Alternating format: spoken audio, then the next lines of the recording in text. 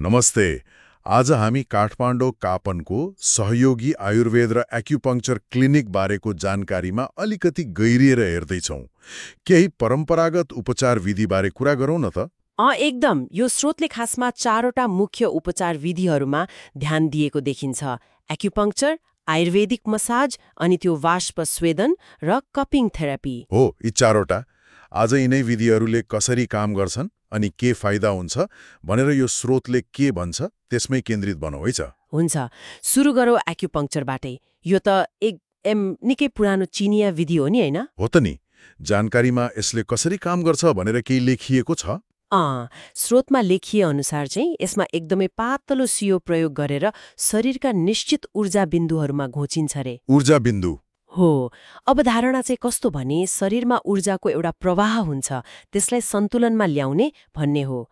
यसो गर्दा विभिन्न स्वास्थ्य समस्यामा राहत मिल्छ भनिएको छ। ऊर्जा प्रवाह सन्तुलन मतलब शरीरको आफ्नै हिलिङ पावरलाई सक्रिय पार्ने जस्तो कुरा भयो। अनि यसले कस्ता समस्यामा फाइदा गर्छ भनेको छ त स्रोतले? स्रोतमा त जस्तो कि जोड्नी दुखाइ, अनि माइग्रेन जस्तो टाउको दुखाइमा, अनिद्राको समस्या, यहाँसम्म कि डिप्रेसन जस्ता मानसिक अवस्थाहरूमा पनि यसले सहयोग गर्न सक्छ भनेर उल्लेख छ। माइग्रेन र डिप्रेसनमा पनि? चाखलाग्दो रहेछ। ल, अब अर्को विधिमा जाउँ। आयुर्वेदिक मसाज। यसलाई अभ्यङ्ग पनि भनिदो रहेछ है? हो, अभ्यङ्ग मसाज। स्रोत अनुसार यो करिब 45 मिनेट जतिको हुन्छ रे। अनि फाइदा के त? मसाज भनेपछि त आराम होला भन्ने त भइहाल्यो। त्यो त छँदैछ। जानकारीमा रक्त सञ्चार बढाउने, मांसपेशीलाई आराम दिने अनि शरीरबाट विषाक्त पदार्थ मतलब टक्सिन निकाल्न मद्दत गर्ने कुराहरू छन्। मानसिक शान्ति पनि एउटा महत्त्वपूर्ण फाइदा हो भनिएको छ। शरीरबाट टक्सिन निकाल्ने कुरा आयो, त्यो चाहिँ कसरी हुन्छ होला मसाजले? जानकारीमा केही छ? सिधै त खुलाएको छैन, तर सामान्यतया आयुर्वेदिक मान्यता अनुसार मसाजले रक्त सञ्चार र त्यो लिम्फेटिक प्रणालीलाई उत्तेजित पारेर शरीर सफा गर्न सघाउँछ भन्ने हुन्छ नि। सायद त्यही आशय होला। हो, लिम्फेटिक सिस्टम। शारीरिक आरामसँगै मानसिक शान्ति पनि जोड्नु चाहिँ आयुर्वेदको समग्र दृष्टिकोण जस्तो लाग्यो। हो नि, शरीर र मन दुवैलाई हेर्ने। ठिक छ। अब अर्को आयुर्वेदिक बाष्प स्वेदन। यो त स्टिम बाथ जस्तै भयो होइन?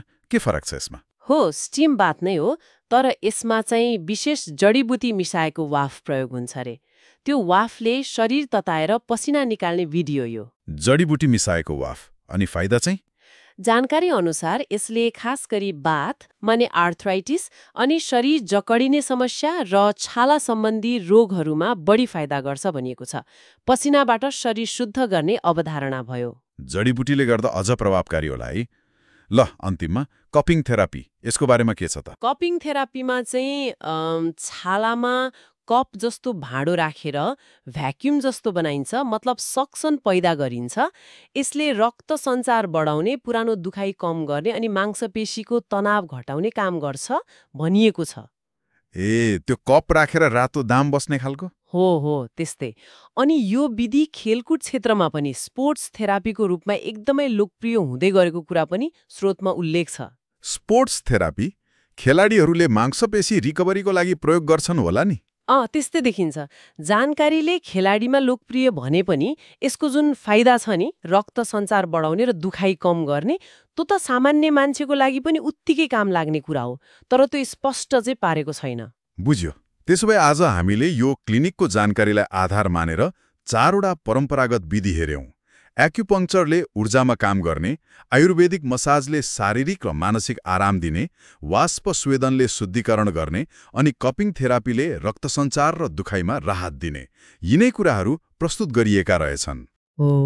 मोटामोटी यिनै कुराहरू छन् स्रोतमा। अनि थप जानकारी चाहिनेलाई सम्पर्क ठेगाना पनि दिइएको छ। कापन, भृकुटी चोक, काठमाडौँ। अनि फोन नम्बर 9845534912। ठिक छ। अन्तमा यो सबै जानकारी हेर्दा एउटा कुरा मनमा आयो। स्रोतले यी 4 विधि र तिनका अलग अलग फाइदा त बतायो, तर यिनीहरूलाई एकअर्कासँग कसरी मिलाएर प्रयोग गरिन्छ वा कुन व्यक्तिलाई कुन विधि ठिक हुन्छ भन्ने बारे खासै केही भनेको छैन। हो, त्यो पक्ष अलि अस्पष्ट नै छ। सायद परम्परागत उपचारको वास्तविक शक्ति चाहिँ यी विधिहरूको सही संयोजन र व्यक्तिको अवस्थाअनुसारको प्रयोगमा पो लुकेको हुन्छ कि यो आफैमा एउटा सोच्नुपर्ने विषय हो जस्तो लाग्यो।